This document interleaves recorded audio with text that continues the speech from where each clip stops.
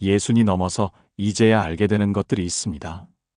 그중 하나가 뭐냐면 베풀미라는 게 때로는 칼이 되어서 나를 찌른다는 거예요. 우리는 평생을 착하게 살아왔습니다. 부모님이 그렇게 가르쳤고, 학교에서도 선생님이 강조했고, 종교에서도 나눔을 최고의 덕목이라고 했습니다. 그래서 우리는 주고 또 주면서 살아왔어요. 내 것을 덜어내서 남에게 건네는 게 선한 삶이라고 믿으면서요. 그런데 여러분께 묻고 싶습니다. 그 베풀매 끝에서 여러분이 얻은 건 감사와 따뜻함이었나요? 아니면 원망과 차가움이었나요? 진심으로 한번 돌아보시기 바랍니다. 다산 정약용은 강진 유배지에서 18년을 보내면서 사람의 본성을 참 많이 들여다봤어요. 그분이 본 건 충격적이었습니다. 받은 은혜를 기억하는 사람은 드물고 더 달라고 손 내미는 사람은 많더라는 거예요. 그래서 정약용은 한 가지 진리에 도달합니다. 베풀되 분별해야 하고 주되 한계를 지켜야 한다는 거죠. 특히 예순이 넘어서 노년에 접어든 분들은 더욱 신중해야 합니다. 왜냐하면 이 시기의 베풀문 단순히 물질을 나누는 게 아니라 평생 쌓아온 삶의 기둥을 흔드는 일이기 때문입니다. 자, 오늘 여러분께 꼭 전하고 싶은 이야기가 있어요. 예순 이후에 절대로 베풀어서는 안 될 4가지입니다. 이걸 지키지 않으면 노년이 고통이 되고 가족이 짐이 되고 결국 후회 속에서 남은 날을 보내게 됩니다. 지금부터 하나씩 차근차근 풀어볼게요. 먼저 여러분, 지금 손에 쥐고 있는 걸 한번 떠올려 보세요.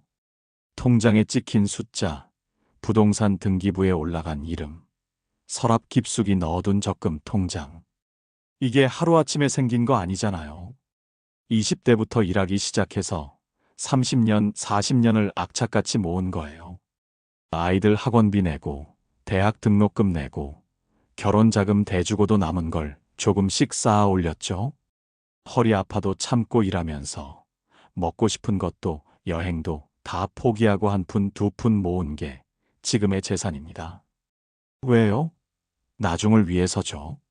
늙어서 자식한테 손 벌리지 않으려고. 아프면 병원비 낼 수 있게요. 그런데 어느 날 전화가 옵니다. 아들이에요. 아버지, 사업이 좀 어려워졌어요.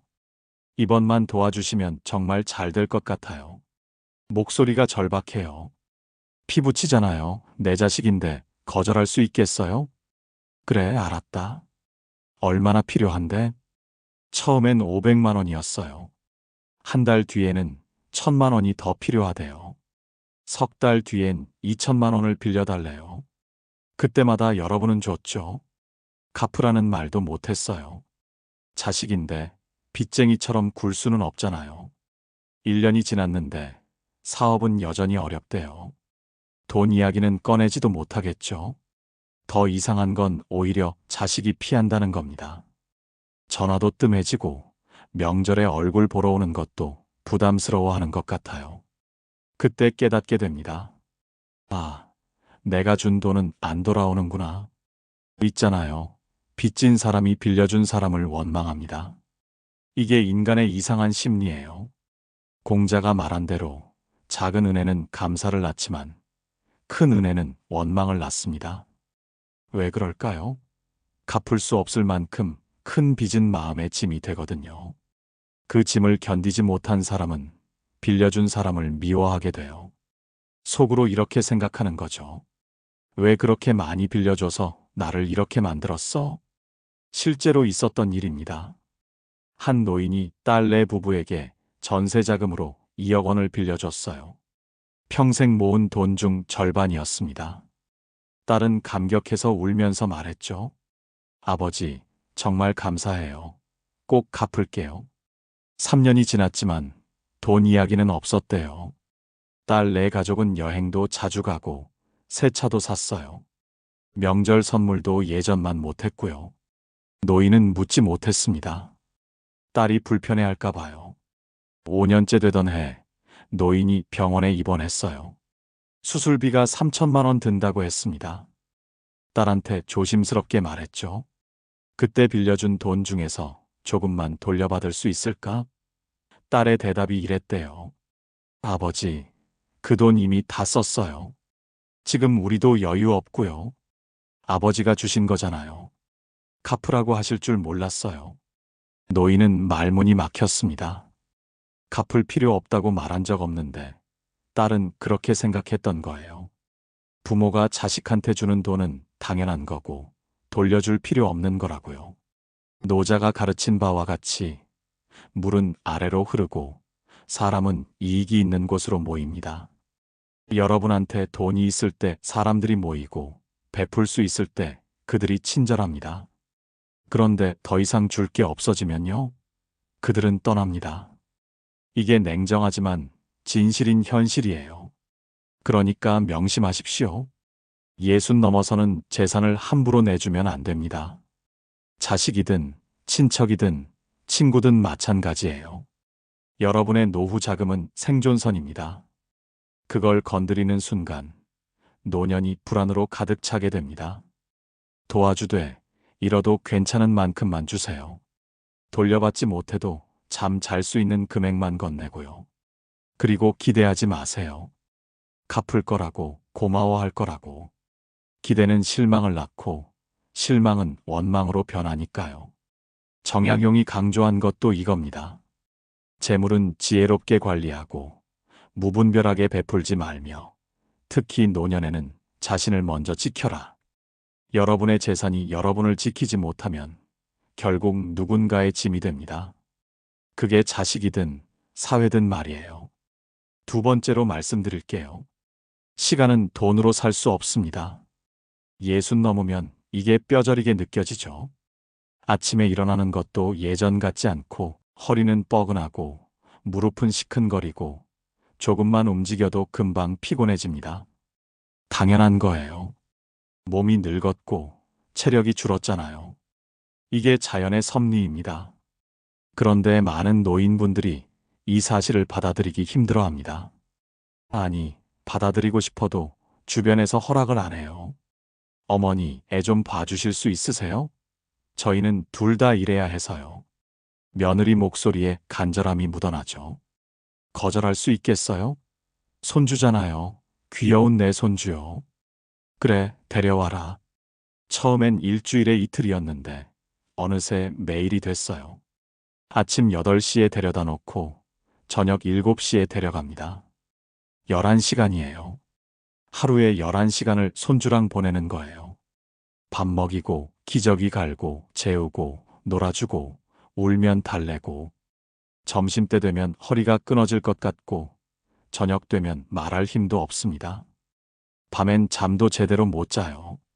다음 날 또 손주 봐야 한다는 생각에 마음이 무겁습니다. 석 달 지나서 병원 갔더니 허리 디스크가 심해졌대요. 의사 선생님이 그러더래요.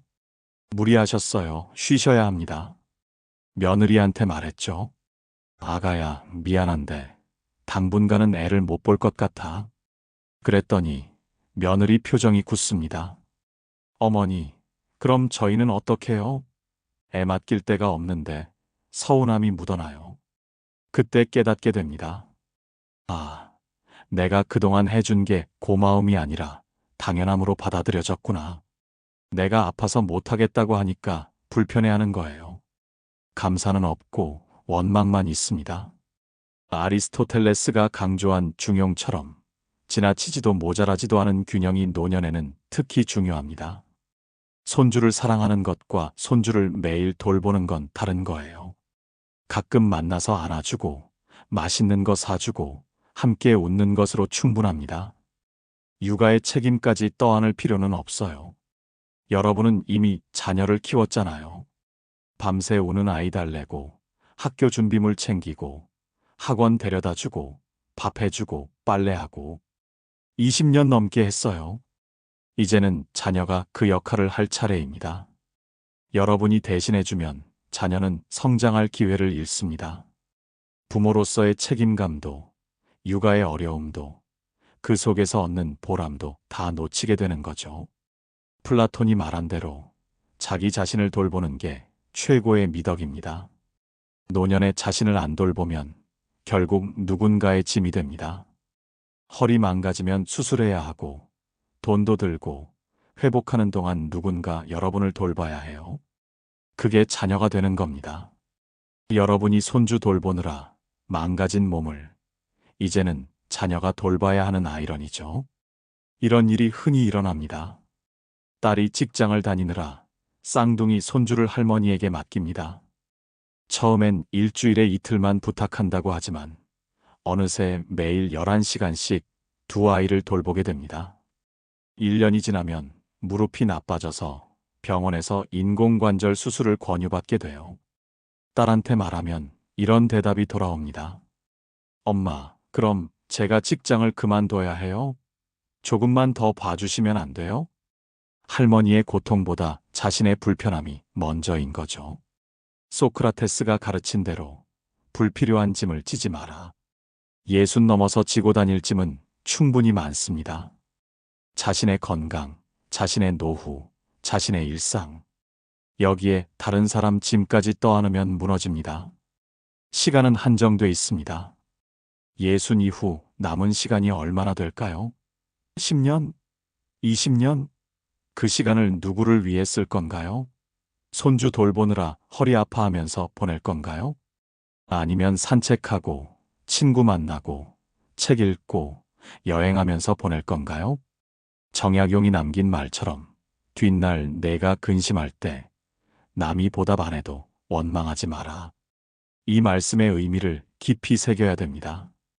여러분이 시간과 에너지를 쏟아부어도 상대는 그만큼 돌려주지 않습니다. 기대하지 마세요. 그러니까 처음부터 과도하게 주지 마세요. 아침은 여러분을 위해 쓰세요. 산책하고 스트레칭하고 여유롭게 식사하고요. 오후는 여러분이 좋아하는 일 하시고요. 저녁은 편히 쉬세요. 이게 여러분이 누려야 할 일상입니다. 손주는 주말에 만나세요. 그것으로 충분합니다. 세 번째 말씀드릴게요. 나이가 들면 경험이 쌓이잖아요. 인생의 풍파를 겪으면서 많은 걸 배우고 뭐가 옳고 뭐가 그른지 알 것 같습니다. 그래서 자연스럽게 조언하고 싶어지죠. 내가 살아보니까 말이야. 너는 이렇게 하는 게 좋아. 이런 말들이 입에서 술술 나와요. 근데 여기에 함정이 있어요. 여러분의 조언이 상대한테는 간섭으로 들린다는 거예요. 특히 젊은 세대한테는 꼰대질로 느껴지죠. 어느 가정에서 일어난 일입니다. 아들이 회사를 그만두고 창업하겠다고 했어요. 아버지는 반대했죠. 안정적인 직장을 왜 때려쳐? 창업은 위험해. 실패하면 어쩌려고. 아들은 듣지 않았고 아버지는 계속 말했어요. 내가 인생 경험이 더 많아. 내 말을 들어. 결국 둘 사이에 말이 끊어졌습니다. 명절에도 얼굴을 보지 않더래요. 아버지는 억울했죠. 자식 잘 되라고 한 말인데. 하지만 아들은 달랐어요. 내 선택을 존중 안 하고 자꾸 아버지 기준으로 판단하니까 답답해요. 공자의 가르침처럼 아는 걸 안다고 하고 모르는 걸 모른다고 하는 겸손이 필요합니다. 여러분이 평생을 살았어도 모든 걸 아는 건 아닙니다. 세상은 변했어요. 여러분이 젊었을 때랑 지금은 완전히 다릅니다. 여러분 때는 대기업 들어가는 게 최고였잖아요. 평생 직장이 보장됐고 연금이 있었어요. 근데 지금은요? 대기업도 구조 조정하고 젊은 나이에 퇴직당합니다. 창업이랑 프리랜서가 새로운 트렌드예요. 여러분의 경험이 지금 시대에 안 맞을 수 있다는 거죠. 그런데도 자꾸 옛날에는, 우리 때는 그러면서 과거 잣대로 현재를 재단하잖아요. 이게 젊은이들을 답답하게 만드는 겁니다. 노자가 말한 대로 말이 많으면 곧 궁해집니다. 불필요한 조언은 관계를 해칩니다. 특히 자녀한테 지나치게 간섭하면 자녀가 거리를 둡니다. 주변에서 흔히 볼 수 있는 일입니다. 어머니가 딸의 육아 방식이 마음에 안 들어서 이렇게 말해요. 애를 왜 그렇게 키워? 옛날엔 다 훈육을 했지. 너무 물러터졌어. 딸은 대꾸하지 않지만 마음속으로는 상처받습니다. 결국 어머니의 방문을 꺼리게 되죠. 에픽테토스가 가르친 바와 같이 우리가 통제할 수 있는 것과 없는 것을 구분해야 합니다. 여러분이 통제할 수 있는 건 여러분 자신뿐입니다. 자녀의 선택, 손주의 교육, 며느리의 살림살이는 여러분이 통제할 영역이 아닙니다. 조언은 요청받았을 때만 하세요. 엄마, 이럴 땐 어떻게 하는 게 좋을까요? 이렇게 물어올 때 비로소 말하는 겁니다. 그전에는 입을 다무세요. 대신 이렇게 말하세요. 힘들지? 잘하고 있어. 이 한마디가 수십 가지 조언보다 훨씬 위로가 됩니다. 마르쿠스 아우렐리우스가 말한 대로 침묵이 금입니다. 때로는 말 안 하는 게 더 현명합니다. 특히 상대가 듣고 싶어 하지 않을 때는 더욱 그렇습니다. 그리고요, 며느리나 사위한테 간섭하는 건 더욱 조심해야 됩니다. 그분들은 여러분 자녀가 아닙니다. 혈연이 아니니까 한마디 한마디가 더 예민하게 받아들여지거든요. 우리 아들은 원래 이렇지 않았는데. 이런 말은 며느리를 모욕하는 겁니다. 정약용이 깨달은 것도 이겁니다. 맹목적인 충고는 베풀지 마라. 여러분의 경험이 아무리 귀해도 상대가 원하지 않으면 소용없습니다. 오히려 관계만 해칩니다. 그러니까 요청받지 않은 조언은 하지 마세요.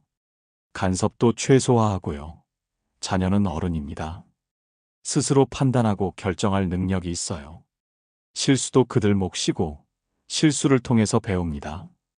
여러분이 모든 걸 막아주면 그들은 성장할 기회를 잃는 거예요.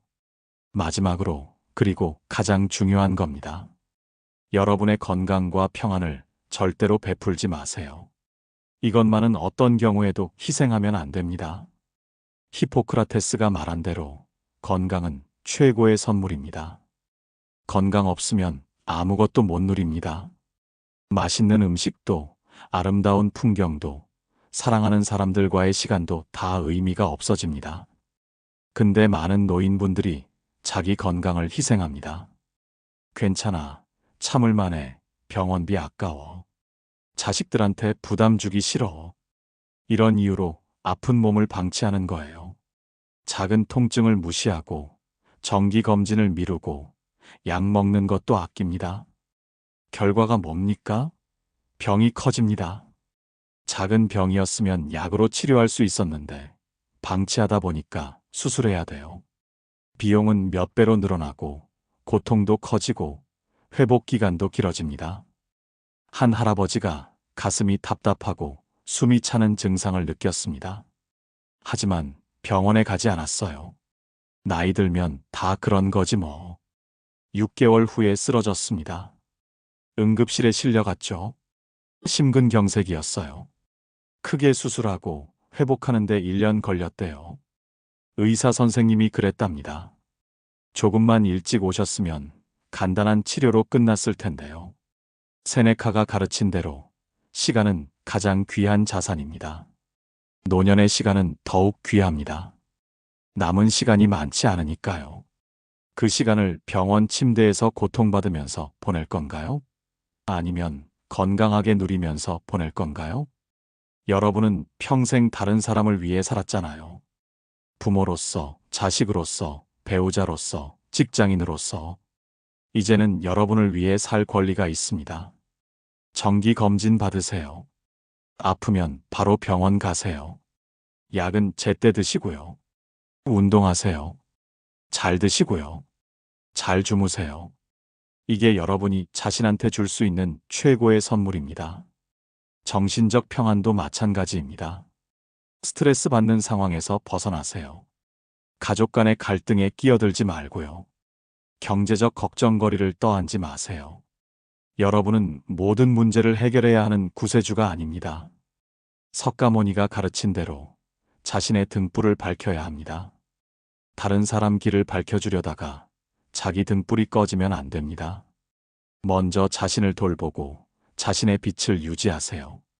그래야 진정으로 다른 사람한테도 도움이 될 수 있습니다. 건강하고 평안한 노인이 가족한테도 축복입니다.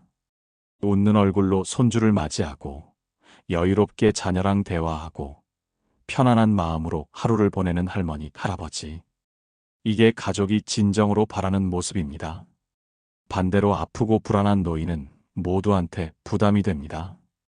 병원에 모시고 다녀야 하고, 약을 챙겨야 하고, 걱정해야 하죠. 여러분이 건강을 지키는 게 결국 가족을 위하는 길이기도 합니다. 그러니까 자신의 건강과 평안을 절대로 베풀지 마세요. 병원 가야 되면 가고요. 쉬어야 되면 쉬고, 거절해야 되면 거절하세요. 나는 이제 나이가 들어서 그건 할 수 없어. 이 말을 당당하게 해야 됩니다. 이게 자기 존중이고 자기 사랑입니다. 자, 이제 정리해 볼게요. 예순 이후에 절대로 베풀지 말아야 할 4가지가 뭐였죠? 노후를 흔드는 재산, 과도한 시간과 에너지, 맹목적인 충고와 간섭, 그리고 자신의 건강과 평안입니다. 정약용이 우리한테 전하는 메시지는 명확합니다.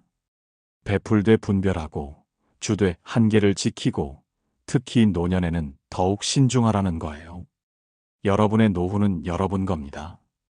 다른 사람을 위해 모든 걸 바치고 나서 남는 건 공허함과 후회뿐이에요.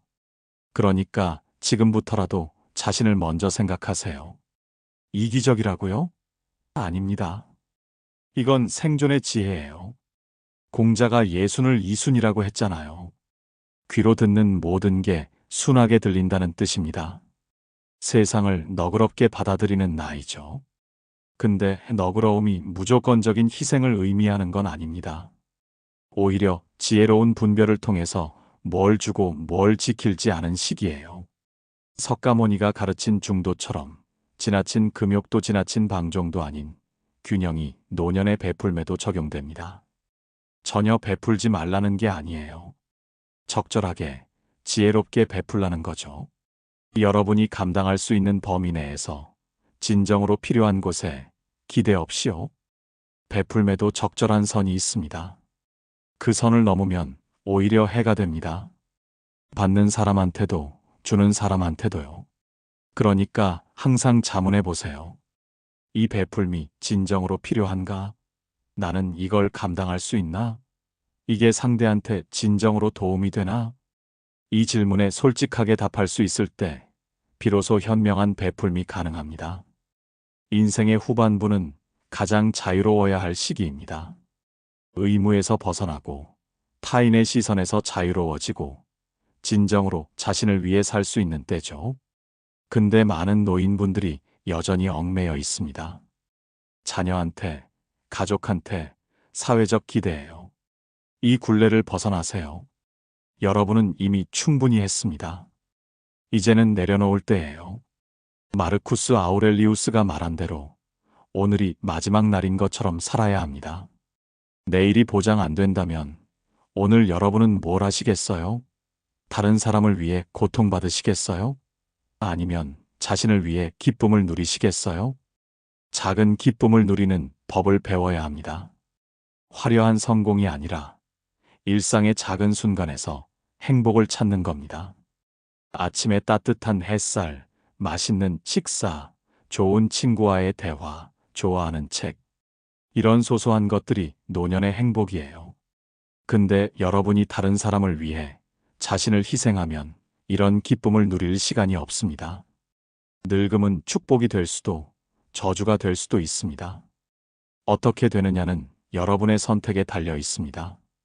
현명하게 사시면 축복이고 어리석게 사시면 저주예요. 무분별하게 베풀고 자신을 희생하고 건강을 잃고 평안을 놓치면 노년이 고통이 됩니다.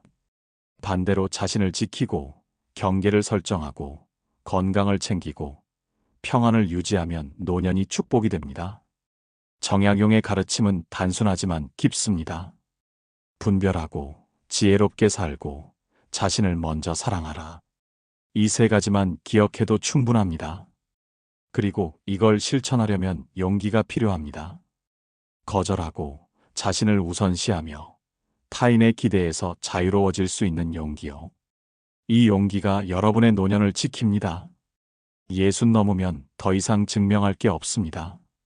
여러분은 이미 평생을 살았고 많은 걸 이뤘고 충분히 베풀었습니다. 이제는 받을 차례예요. 스스로한테서 받는 겁니다. 자기 자신한테 시간과 관심과 사랑을 주는 거예요. 이게 진정한 자기 존중이고, 이게 행복한 노년의 비결입니다. 지금 이 순간, 가만히 눈을 감아보세요. 가슴에 손을 얹고 스스로한테 말해보세요. 수고 많았어. 여기까지 잘 버텨줘서 고마워. 이제는 내가 나를 먼저 지켜주겠어. 이 말을 진심으로 자신한테 건네는 순간, 마음 한편에서 뭔가가 살짝 풀리는 느낌이 들지도 몰라요. 그게 해방의 시작입니다. 완전히 삶을 뒤집을 필요는 없습니다. 작은 것부터 바꾸면 됩니다. 오늘 들어온 부탁 중 하나는 정중하게 거절해 보세요. 오늘 하루 30분만이라도 남이 아닌 나만을 위한 시간을 가져보세요. 미뤄두었던 검진을 예약해 보세요. 이 작은 선택들이 쌓여서 여러분의 노년을 완전히 바꿉니다. 앞으로 얼마나 더 사실지는 그 누구도 모릅니다. 10년일 수도, 20년일 수도, 그 이상일 수도 있어요.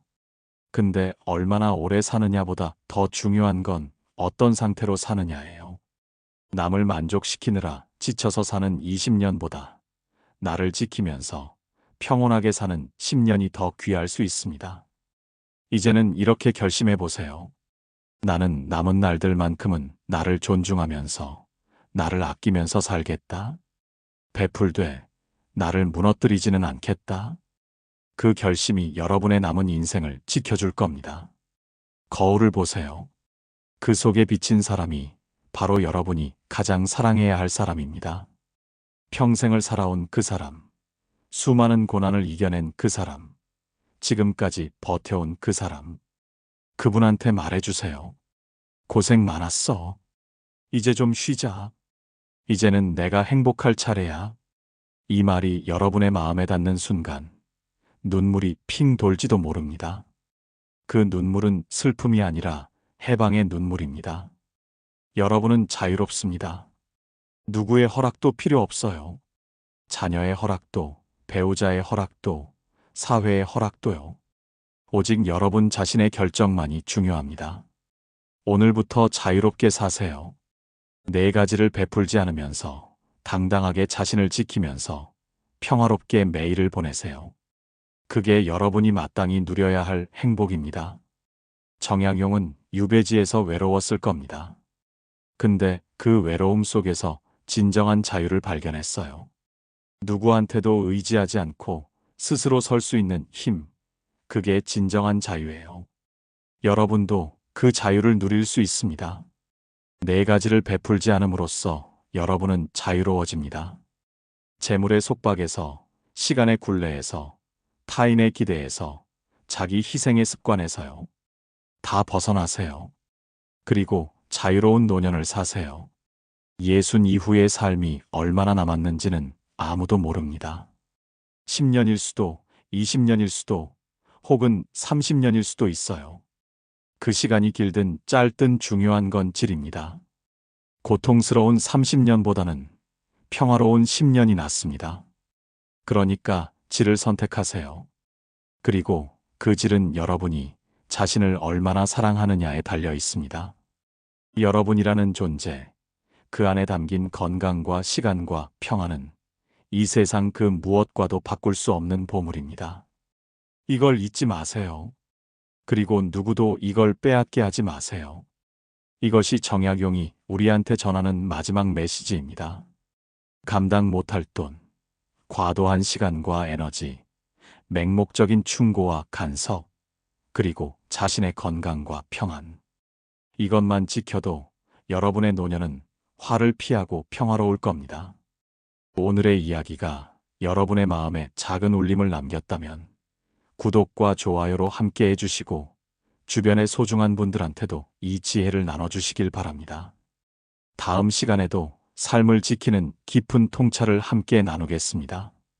오늘도 건강하시고 무엇보다 여러분 자신을 먼저 사랑하는 하루가 되시길 바랍니다. 감사합니다.